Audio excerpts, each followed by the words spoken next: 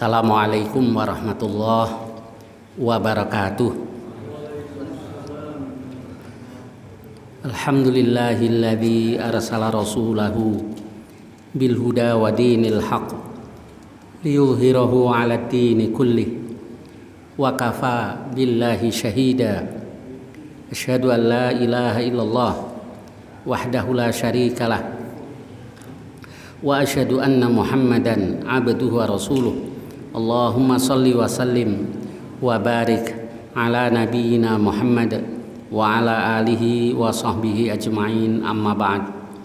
Kita lanjutkan bab keempat dari Kitabut Taubah, yaitu babun fi si'ati rahmatillahi ta'ala.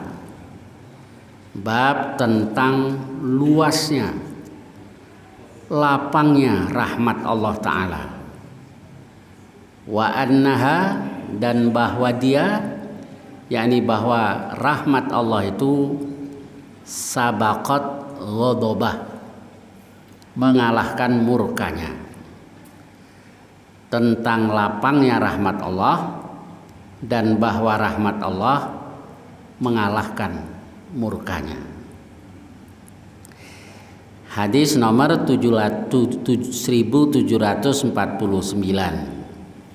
Bismillahirrahmanirrahim.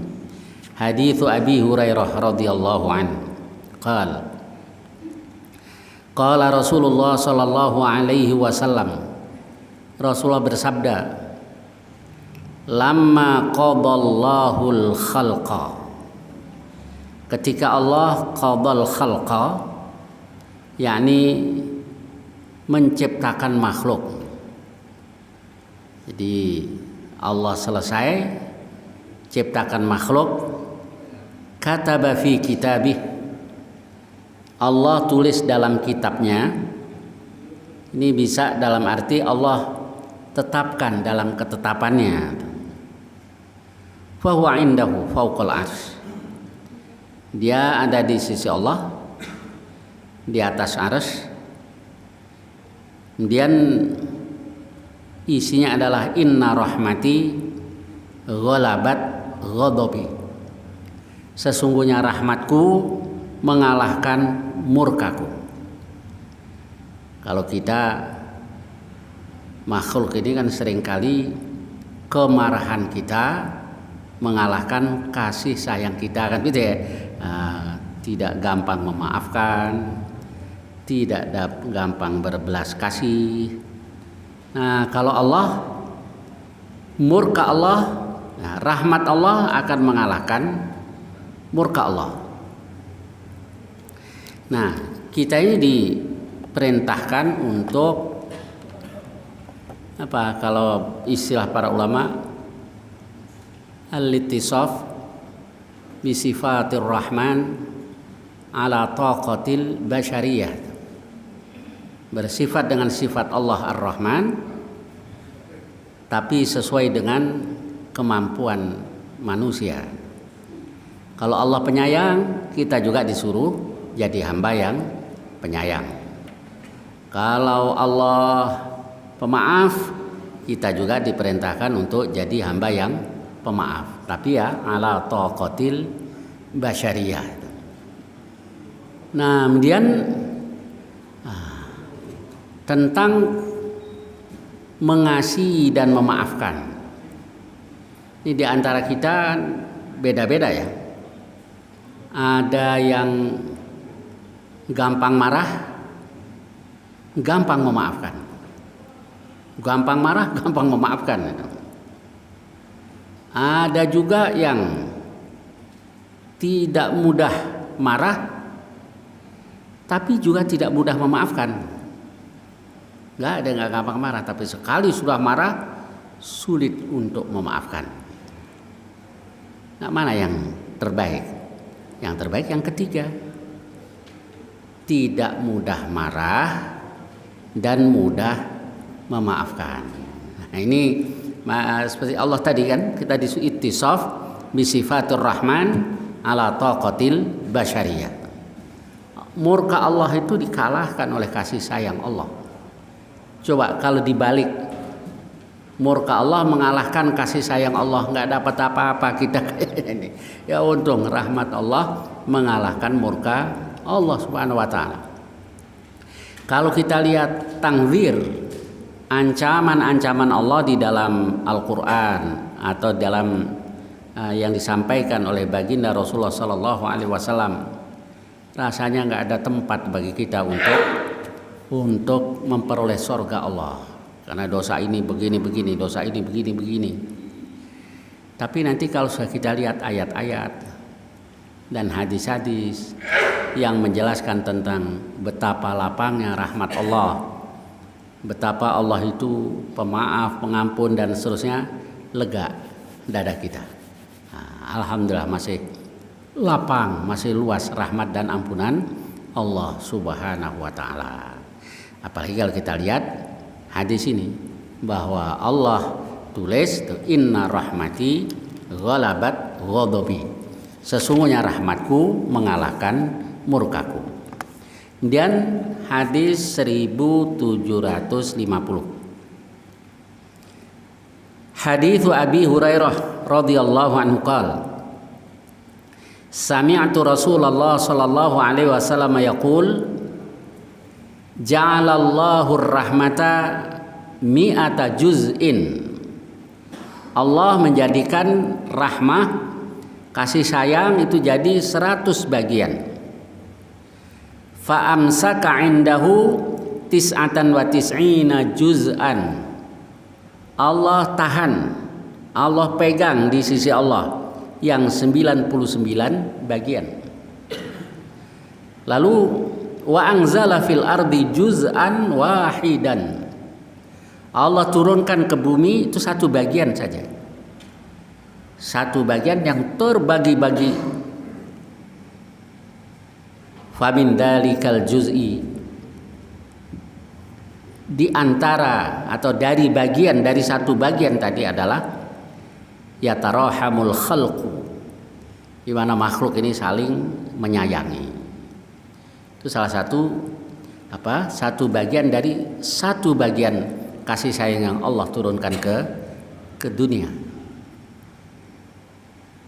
Bapak mengasihi anak, anak mengasihi bapak, ibu dan seterusnya, teman, saudara.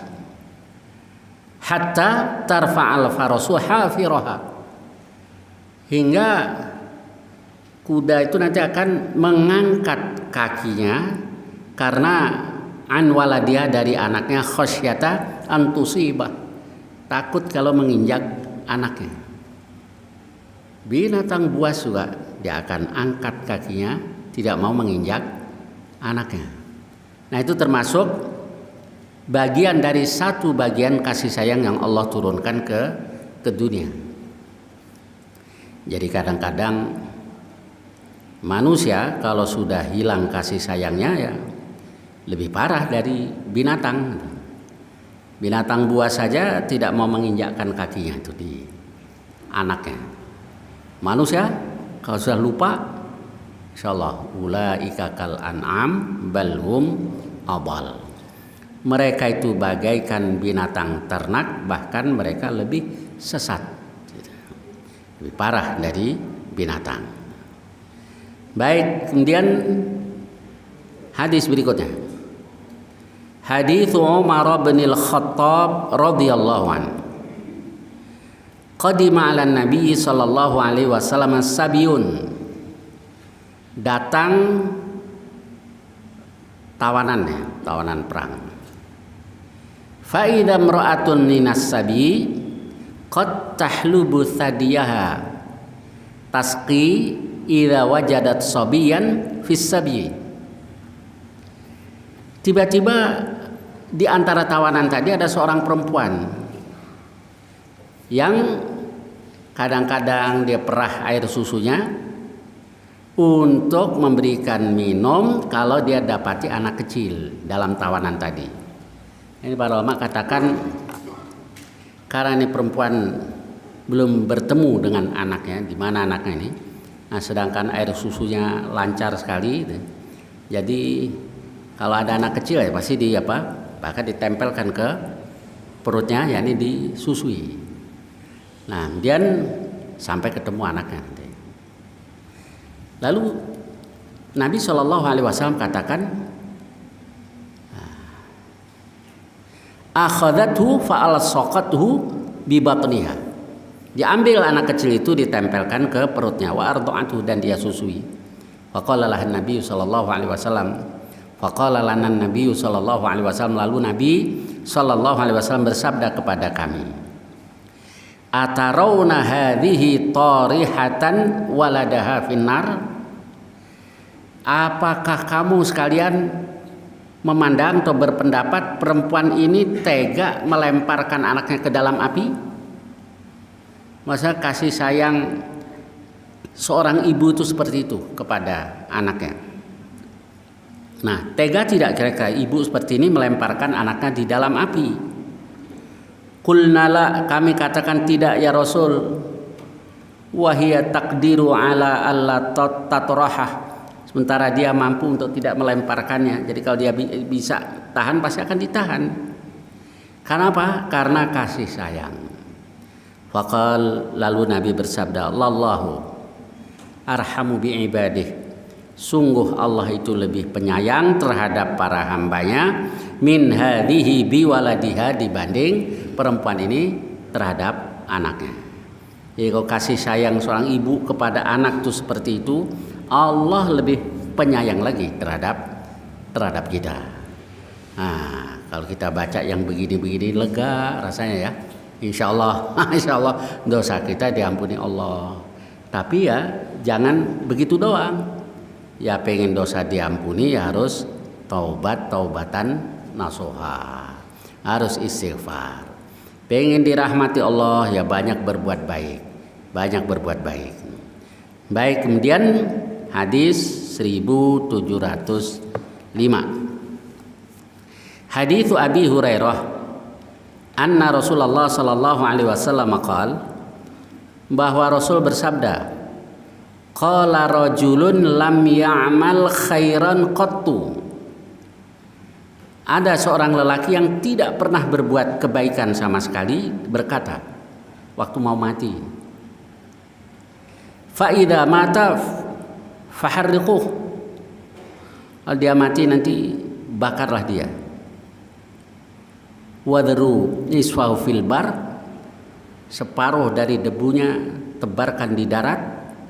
Wadisfahu fil bahar, yang separuh lagi di laut. Dia katakan, fa wallah la in qadarallahu alaihi la yu'adzibanna adzaban la yu'adzibu ahadan minal alamin. Demi Allah. Nah, ini kita mesti hati-hati menerjemahkan hadis ini. Ini fa wallahi la in qadarallahu alaihi.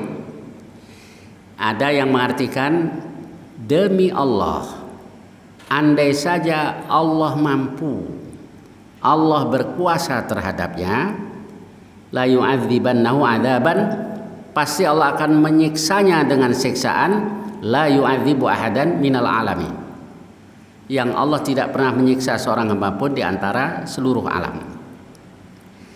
Nah, kalau diartikan begini, ini berarti karena kebodohan orang tadi, masa Allah tidak mampu? Ya pasti mampu. Apa orang kafir tadi? Tidak, dia beriman. Dia takut Allah.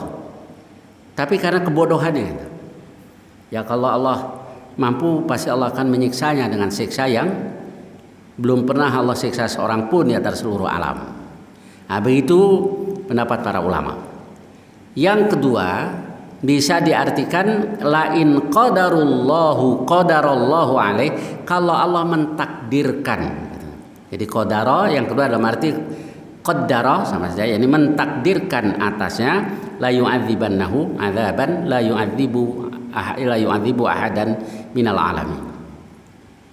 Kemudian fa'amarallahul bahar, Allah perintahkan laut, fajama'a ma fih, lalu laut itu mengumpulkan debu-debu bekas mayatnya tadi, fajama'a ma fih, tsumma qala wa amaral bar, Allah perintahkan daratan, Lalu dia himpun debu-debu mayatnya tadi. Tsumma qala, kemudian Allah berfirman, ma fa'alta, apa yang kau lakukan? Lima fa'alta, kenapa kau lakukan ini? Qal min khasyatik, karena takut terhadap engkau. Wa anta alam, sedangkan engkau maha mengetahui, engkau tahu ya Allah kalau aku karena takut engkau. Faghfaralah, lalu Allah mengampuninya. Baik, saya lanjutkan dulu hadis berikutnya. Sama kasus tadi, hadis Abi Sa'idin Al-Khudri radhiyallahu anin Nabi sallallahu alaihi wasallam, anna rajulan kana qablakum raghasahullahu malan, bahwa di antara ada seorang lelaki di antara umat sebelum kamu, wallahu alam, nggak dijelaskan ini umat siapa, umat Nabi siapa. Pokoknya ada seseorang di antara umat sebelum kamu yang dianugerahi harta yang berlimpah oleh Allah. Faqala li banihi lamma hudira. Nah, ketika dia sudah sakaratul maut, dia katakan, ayya abin kuntu lakum, buat kamu aku ini bapak yang seperti apa? Qalu khaira abin, anak-anaknya katakan engkau adalah sebaik-baik seorang ayah. Kalau dia katakan fa inni lam a'mal khairan qattu, saya tidak pernah berbuat kebaikan sama sekali. Fa idza muttu fahriquni, kalau aku mati bakar saja aku. Tsumashaquni, lalu hancurkan tumbuk aku. Tsumma dzarruni fi yaumin asif, lalu tebarkan aku di hari yang banyak angin. Fafa'alu, mereka lakukan itu. Fa jama'a Allah, lalu Allah himpun. Faqal, Allah berfirman, ma hamalaka, apa yang membuat engkau lakukan ini? Qal ma khafatu, karena takut terhadap engkau ya Allah. Fatalaqahu bi rahmati, lalu Allah sambut dia dengan rahmah, dengan kasih sayang Allah. Baik, saya ulang lagi dari awal. Jangan sampai salah kita memahami hadis ini. Ini orang bodoh, nggak tahu bagaimana ini cara mencari ampunan dari Allah Subhanahu wa Ta'ala. Tapi dia beriman, takut Allah. Karena itu ketika mau mati dia ngomong begitu, bakar saja saya, nanti abu saya tebarkan sebagian di laut, sebagian di darat. Maksudnya biar tidak dianggap oleh Allah, tuh kan, karena kebodohannya. Kalau dia pinter dia nggak berpikir begitu loh. Ya urusan yang mudah bagi Allah untuk menghidupkan kembali yang sudah menjadi debu, menjadi indan dan seterusnya. Tapi takut Allah, dia takut Allah. Kemudian dihimpun oleh Allah, dikumpulkan lagi itu debu-debunya. Ditanya, apa yang membuat engkau lakukan ini? Karena takut engkau ya Allah. Kemudian diampuni. Nah, hadis ini satu menunjukkan tentang kuasa Allah, tentang rahmat Allah, kasih sayang Allah. Yang kedua, bahwa takutnya hamba tadi terhadap Allah, takut disiksa Allah tuh benar-benar takut luar biasa itu, sampai dia suruh begitu. Ada orang juga biasa kalau mau mati, lo jangan kasar-kasar ya, emang jenazah abah ya, ntar kalau meninggal begitu. Nih enggak, karena ketidaktahuannya dia takut Allah, biar nggak disiksa oleh Allah. Tapi akhirnya diampuni oleh Allah SWT. Nah sekarang buat kita, bukan berarti boleh lakukan seperti itu. Kita sudah tahu syariah yang diajarkan oleh Rasulullah SAW. Kalau orang mati ya dikuburkan, bukan dibakar. Jadi jangan sampai disalah pahami di sini. Nah, sedangkan kita sudah tahu.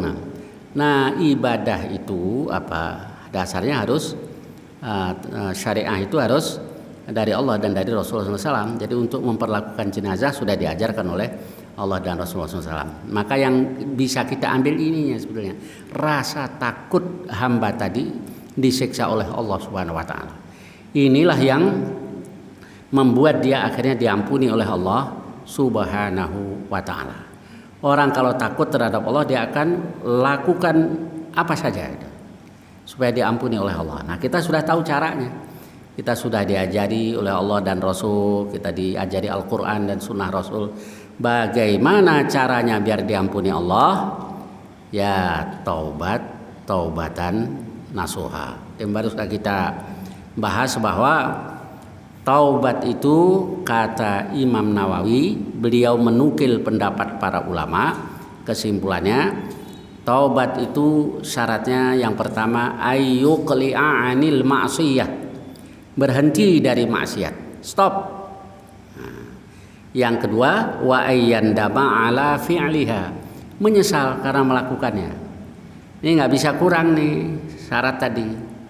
Stop tapi tidak menyesal, bukan tobat. Karena nggak pernah minum lagi loh.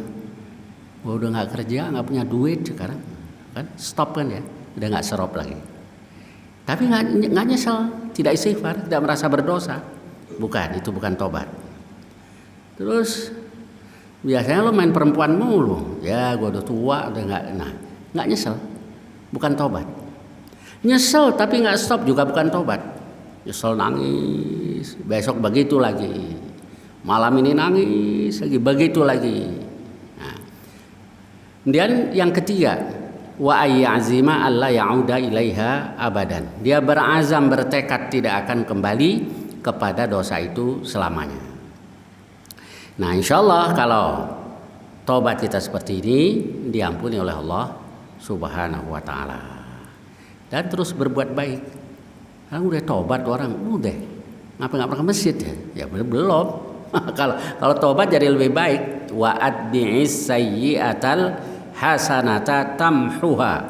Iringi yang buruk dengan yang baik. Niscaya yang baik itu dapat menghapus keburukan di masa yang lalu. Baik, kita lanjutkan. Nih yang tadi sudah saya singgung. Gimana kalau orang bolak-balik? Hadits Abi Hurairah babun fi qabulit taubati minadz-dzunub, bab tentang diterimanya taubat dari dosa. Wa in takarraratidz-dzunubu wat taubah, sekalipun dosa itu dilakukan berkali-kali kayak tadi itu. Lakukan, nyesel, lakukan lagi, nyesel lagi, diterima nggak tobat? Insyaallah. Kalau mengakhiri dengan tobat. Kalau mengakhiri hidup dengan tobat. Kalau mengakhiri dengan dosa, nah berarti bukan tobat. Jadi ngeri sebenarnya. Jadi kalau bicara tentang dosa, itu ada yang terbaik. Jarang lah. A'udzubillahi minasyaitonirrajim. Innal ladzina taqaw, sesungguhnya orang yang bertakwa kalau disentuh oleh ta'ifum minasyaiton tadzakkaru, di surah Al-A'raf. Orang bertakwa itu kalau disentuh, digoda oleh syaitan, ingat. Fa idza hum mubsirun, tiba-tiba mereka melihat, yakni sadar melihat kesalahan-kesalahannya. Jadi hampir terjerumus dalam dosa, dia ingat Allah. Nah, ini yang terbaik. Nah, ini masuk level aman. Yang kedua, kayak di surah Ali Imran. Walladzina idza fa'alu fahishatan aw zalamu anfusahum dzakarullah. Dan orang-orang yang apabila melakukan perbuatan yang keji atau zalim terhadap diri sendiri, dzakarullah, segera ingat Allah. Fastaghfaru lidzunubihim, lalu mereka istighfar dari dosa-dosa mereka. Wa may yaghfiru dzunuba illallah, dan bukankah tidak ada yang mengampuni dosa-dosa kecuali Allah? Wa lam yusirru ala ma fa'alu wa hum ya'lamun, dan tidak terus-menerus melakukan dosa itu padahal dia tahu. Nah, jadi level yang kedua nih, pernah melakukan dosa, taubatan nasuha. Nah, yang ketiga yang disebut di hadis ini, nah ini nggak aman. Kebolak-balik, iya kalau mengakhiri dengan taubat, insya Allah diterima oleh Allah. Tapi ngerinya kan bolak-balik biasanya itu kembali ke maksiat diambil oleh Allah. Nah, ini yang ketiga, berarti tidak aman. Yang keempat, ini yang lebih parah, itu yang di surah Al-Jathiyah. Afara'aita man ittakhadha ilahahu hawa. Tahukah engkau ya Muhammad, orang yang mempertuhan hawa nafsunya. Mempertuhan, yakni dia mematuhi semua keinginan hawa nafsunya, dipatuhi. Nah, ini yang parah ini, sudah apa? Kalau kayak begini susah lah, diingatkan juga susah. Wa adallahu Allahu ala ilmin, Allah sesatkan dia padahal dia tahu. Ada juga ala ilmin min Allah, tapi insyaallah yang lebih pas. Wa adallahu Allahu ala ilmin, Allah sesatkan dia padahal dia tahu. Jadi ada orang sesat karena tersesat jalan di hutan, nggak tahu jalan kemana ini jalan. Tapi orang-orang yang mempertuhan hawa nafsu, dia tersesat padahal dia sadar, sudah tahu di neraka ini, ya di langgar juga. Sudah tahu nih mudaratnya di dunia begini, di akhirat ya apalagi. Jadi tersesat dalam keadaan sadar. Nah ini orang yang mempertuhan hawa nafsunya. Wa adallahu Allah ala ilmin wa khatama ala sam'ihi wa qalbihi, Allah tutup pendengaran dan hatinya. Susah, nasihat model apa juga nggak mempan, enggak begini. Wa ja'ala ala basarihi ghishawah, Allah jadikan sumbat di atas penglihatannya. Fa may yahdihi min ba'dillah, bukankah tidak ada yang berikan petunjuk dia kecuali Allah. Ya ada 4 tingkatan tadi ya. Kalau yang 1, 2 aman insyaallah. Yang ketiga, apalagi yang keempat, ini deh Allah alam. Nah, itu urusan Allah Subhanahu wa taala. Baik, sekarang kita lihat hadisnya tadi. Ini yang level 3 tadi. Hadits Abi Hurairah radhiyallahu anhu qala sami'tu an-nabiy sallallahu alaihi wasallam qala, aku dengar Nabi sallallahu alaihi wasallam bersabda, inna abdan asaba dzamban, sesungguhnya ada seorang hamba melakukan satu dosa. Wa rubbama qala, lalu dia katakan adzanaba dzamban, lalu Nabi sesekali mengatakan adzanaba dzamban faqal rabbi adzanabtu, dia melakukan dosa lalu dia menyesal, dia katakan Tuhanku, aku telah melakukan dosa. Wa rubbama qala asabtu faghfirli, kadang dia katakan aku telah melakukan dosa, ampuni aku ya Allah.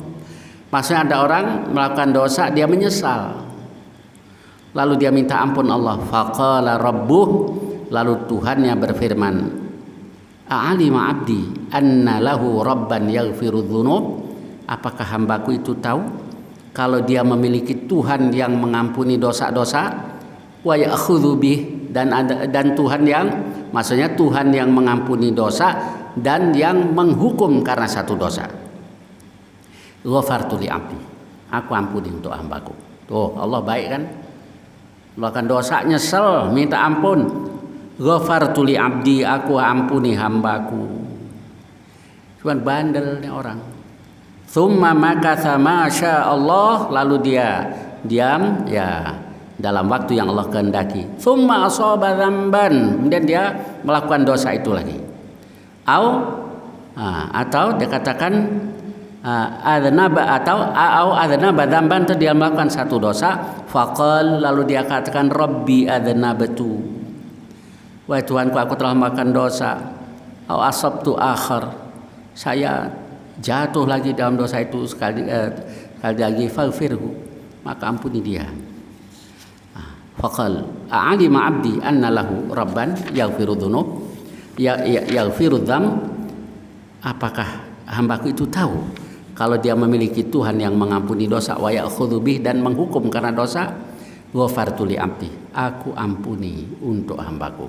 Terus begitu lagi. Tsumma makatha masya Allah, kemudian dia diam dalam waktu yang Allah kehendaki. Tsumma adzanaba dzamban, lalu dia melakukan dosa. Wa rubbama qala asaba dzamban, dia katakan lagi saya melakukan dosa. Rabbi asabtu, saya jatuh lagi dalam dosa.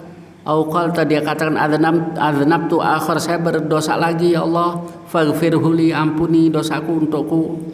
Faqal a'alima abdi anna lahu rabban yaghfiru dzam, apakah hambaku itu tahu bahwa dia memiliki Tuhan yang mengampuni dosa, wa ya'khudzu bih, dan yang menghukum karena dosa. Ghafartu li abdi thalathan falyamal ma syaa, aku ampuni untuk hambaku itu 3 kali tadi. Jadi yang dikatakan aghfirul abdi aghfirul abdi falyamal ma syaa, hendaklah dia lakukan apa yang dia kehendaki. Apa maksudnya ini? Ini kalau para ulama mengartikan maksudnya mau berapa kali kayak diampuni oleh Allah, asal mengakhiri dengan taubat. Cuma seperti tadi saya katakan tidak aman seperti ini. Kita tidak tahu kapan dipanggil oleh Allah Subhanahu wa taala. Godaan orang yang mau taubat itu diantaranya begini. Tadeh gua puas-puasin dulu. Kalau udah puas mau taubat, ya nafsu mah nggak pernah puas kan ya? Apa ini Pak Haji kata orang Betawi itu? Kelapa muda kupas-kupasin, kelapa tua tinggal batoknya. Masih muda puas-puasin, udah tua tinggal bongkoknya. Nggak ada puasnya, nafsu sampai tua juga tetap inilah Bang. Nah, jadi ya yang terbaik, ya udah taubat. Kadang-kadang gitu, saya puasa ngerinya nanti kalau saya belum puas balik lagi, itu godaan syaitan. Jadi para ulama memberikan nasihat, mestinya begini cara kita berpikir. Kita taubat. Siapa tahu kita belum kembali ke dosa itu sudah dipanggil oleh Allah. Nah kan matinya mati dalam keadaan bersih. Habis taubat kan takut balik lagi. Belum kembali juga udah dipanggil oleh Allah. Mengakhiri hidup dengan taubat. Nah ngerinya kalau nggak taubat, kita nggak tahu kapan dipanggil oleh Allah. Karena itu at-taubatu hasan, walakin fis syabab ahsan. Taubat itu bagus, tapi di kala muda itu yang lebih bagus. Nah ini ya, setan tuh menggoda terus setiap orang untuk menjadi lebih baik tuh, masya Allah. Innalis syaitoni lamah walil malaki lamah. Kata Rasul, setan tuh punya bisikan. Malaikat juga punya bisikan. Kalau malaikat bisikannya apa? Walammatul malaki tasdiqun bil haq. Bisikan malaikat itu supaya kita percaya membenarkan yang benar. Wa i'adun bil khair, dan menjanjikan yang baik. Walammatu syaiton, kalau bisikan syaiton takdzibun bil haq, biar kita nggak percaya dengan kebenaran itu. Wa i'adun bisyarr, dan menjanjikan yang buruk-buruk.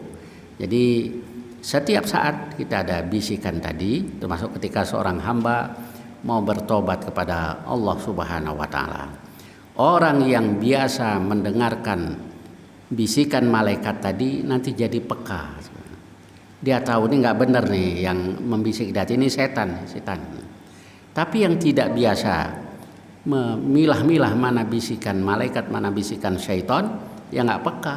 Ini suara hati saya, serah gue mau jadi apa kayak, aku mau mengikuti suara hati. Ya udah, suara hati yang dibisik oleh syaitan sampai ke neraka. Nah, jadi saya lagi alhamdulillah Allah masih kasih umur kita, berarti dikasih kesempatan untuk memperbaiki diri, jangan sampai kita sia-siakan. Baik, saya kira sampai dengan hadis ini, insya Allah yang akan datang kita lanjutkan hadis-hadis berikutnya. Barangkali ada pertanyaan-pertanyaan tentang hadis-hadis tadi atau lainnya yang saya bisa, silakan, tafadhalu. Ya, Waalaikumsalam warahmatullahi wabarakatuh. Mengenai syarat taubat tadi yang ketiga, berazam tidak akan melakukan dosa itu lagi. Ya. Misalkan berazam disertai sumpah dosa. Demi Allah, saya nggak akan melakukan ini lagi, ya Allah, gitu kan. Ya. Tapi ternyata Berbuat lagi. Apakah ya. ada melanggar sumpah? Ya, dua hal. Ya, betul. Betul. Jadi itu pelanggarannya dua. Satu, berbuat dosa. Yang kedua, melanggar sumpah. Sumpah nazar itu kafaratnya sama kalau dilanggar. Satu, ya, memerdekakan budak. Karena nggak ada kan budak. Dan yang kedua, saya boleh pilih, memberi makan 10 orang miskin. Memberi makan 10 orang miskin. Yang ketiga, memberi pakaian au kiswatuhun, atau memberi pakaian 10 orang miskin. Nah, di sini para ulama berpendapat bahwa memberi pakaian tadi bukan berarti harus lengkap, nggak. Yang satu dikasih sorban, satu dikasih baju, satu kasih kain sarung, nah, itu cukup 10 orang miskin. Nah, yang ketiga, puasa 3 hari. Ini kalau orang bersumpah atau bernadar, bersumpah lalu dia langgar atau bernadar dia tidak tepati. Tetapi sumpah-sumpah tadi ya semampu kita harus kita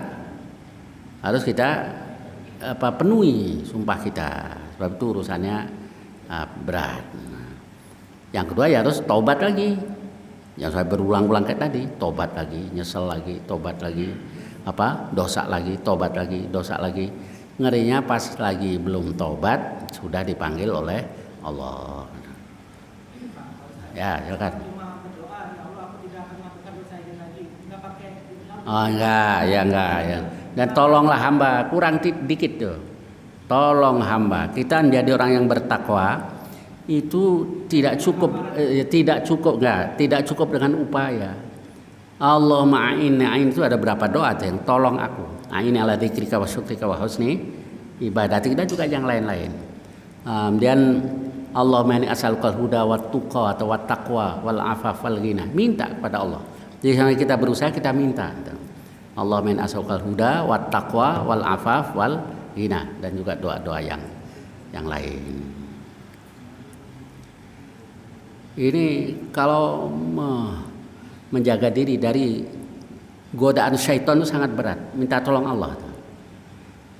Andai saja bukan karena fadlullahi alaikum wa rahmatuh, bukan karena karunia Allah dan rahmatnya kepada kamu, ma zaka minkum min ahadin abada.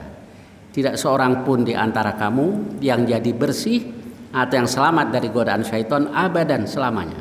Jadi kita bisa selamat karena ditolong oleh Allah, karena rahmat Allah. Karena itu kita mohon pada Allah. Ya, silakan.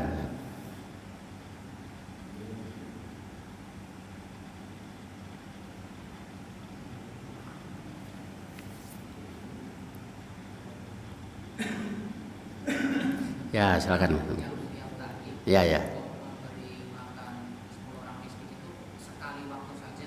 Ya, karena nggak dijelaskan udah berapa aja. Satu orang dikasih sekarung beras juga boleh. Ya kalau punya ini ya, nggak berapa saja, nggak ada ketentuan. Memberi makan 10 orang miskin. Ayo, dulu waktu muda siapa yang suka bersumpah? Demi Allah, gue cinta banget sama lo, ntar gue nikahin lo. Tuh, udah sumpah ya. Habis itu enggak, dia ngeliat yang lebih bening lagi, dipindah lagi ke yang lain ya. Sumpah tapi kena Allah, harus bayar kafarat.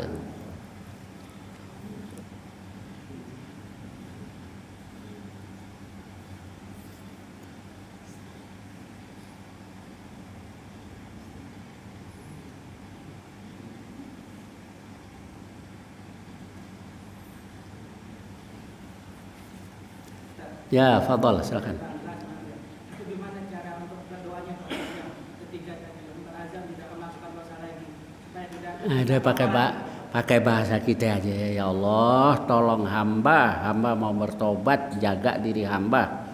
Tuh, kalau nggak tahu artinya udah pakai bahasa yang inti paham. Oh nggak usah, kita aja minta tolong Allah, minta tolong Allah.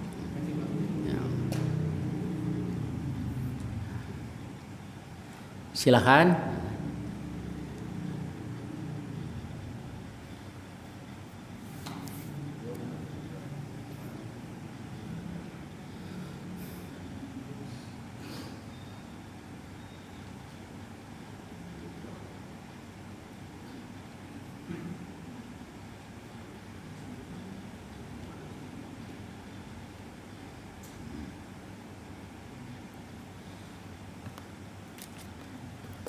Ini sebentar lagi insya Allah kita masuk bulan Ramadan. Ya jangan sia-siakan kesempatan itu. Ramadan kan diantaranya bulan maghfirah, ampunan Allah. Dari mana dasarnya? Tuh man shoma ramadhana imanan wahtisaban ghufira lahu ma taqaddama min dzambi. Asal puasanya benar-benar imanan wahtisaban, ghufira, diampuni untuknya ma taqaddama min dzambi, yang telah lalu dari dosanya. Ada yang ngomong, enak bener segala puasa itu diampuni. Mau dipermudah apa mau dipersulit itu? Dipermudah oleh Allah, tapi yang sungguh-sungguh. Puasa yang imanan wahtisaban itu juga tidak mudah. Jadi puasa yang benar-benar imanan karena iman, karena ihtisab, karena ikhlas, karena mengharap redha Allah, karena ngitung-ngitung. Maka ghufira lahu ma taqaddama min dzambi. Di hadis yang lain, man qama ramadan, barang siapa qiyam Ramadan imanan wahtisaban ghufira lahu ma taqaddama min dzambi, diampuni untuknya yang telah lalu dari dosanya. Jadi jangan kita sia-siakan, karena Allah alam nanti masih ketemu lagi nggak dengan yang akan datang. Kalau ketemu, mudah-mudahan saya ketemu sama yang berikutnya lagi gitu ya, dan bisa melaksanakan sebaik mungkin. Jadi kesempatan itu untuk cari ampunan Allah. Yang kedua ya kesempatan untuk cari pahala dari Allah, sebab pahala juga dilipat gandakan oleh Allah. Jadi sebetulnya bulan-bulan bonus gitu ya, bonus ampunan, pahala, bonus juga di mall-mall ya, ada bonus, dinaikin malah ada bonus dari Allah tuh, bonus yang sesungguhnya yaitu ampunan dan pahala dari Allah. Karena itu jangan sampai kita sia-siakan. Nah, kemudian tradisi Ramadan, Id yang tidak bertentangan dengan agama, ya silahkan. Tapi jangan sampai tradisi itu mengalahkan ibadah kita. Biasanya kan gitu ya, lebih diperhatikan tradisinya dong. Gara-gara ngerebus ketupat, nggak sholat Id, nah, kan berarti padahal ibu-ibu biasanya. Padahal perintahnya Ummu Atiyah itu katakan, umirna an nukhrijal huyyaba wal awatiq. Kami disuruh ajak keluar perempuan-perempuan yang haid dan yang gadis-gadis pingitan, disuruh keluar gitu. Gimana ini yang haid kok ikut keluar? Iya, yashhad al khair wa da'watal muslimin, untuk menyaksikan kebaikan dan dakwah umat Islam. Yang haid gimana? Ya'tazilna minal musalla, mereka memisahkan diri dari orang-orang yang sholat, jadi tidak bergabung di belakang ya. Wa yukabbirna ma'ahum, ikut bertakbir bersama dengan mereka. Kan penting sekali berarti sholat Id itu. Nah, kadang-kadang karena tradisi itu ya, karena tradisi sampai ininya kalah. Yang anak-anak muda gara-gara main beduk sampai paginya ngantuk, nggak ikut sholat Id, ya keliru. Boleh al-al'ab, permainan-permainan yang tidak bertentangan itu boleh, yang bukan maksiat. Kalau petasan itu maksiat lah, bahaya dan seterusnya. Jadi kalau dulu ada sahabat orang Habasyah itu main kayak bayonet gitu. Terus perisai terbuat dari kulit, sambil yajfinun itu, jafin atau lompat-lompat itu ya, orang Arab kan aja kan begini sambil main nih. Umar marah tuh, dia nunduk, dia mau ambil batu mau disambit. Rasul katakan da'ahum, biarkan mereka, li ta'lamal yahud anna fi dinina fushah, biar Yahudi tahu bahwa dalam agama kita ada kelapangan. Baik, mudah-mudahan banyak manfaatnya. Sallallahu alaihi Muhammad wa ala alihi wasallam. Alhamdulillahirabbil alamin. Assalamualaikum warahmatullahi wabarakatuh.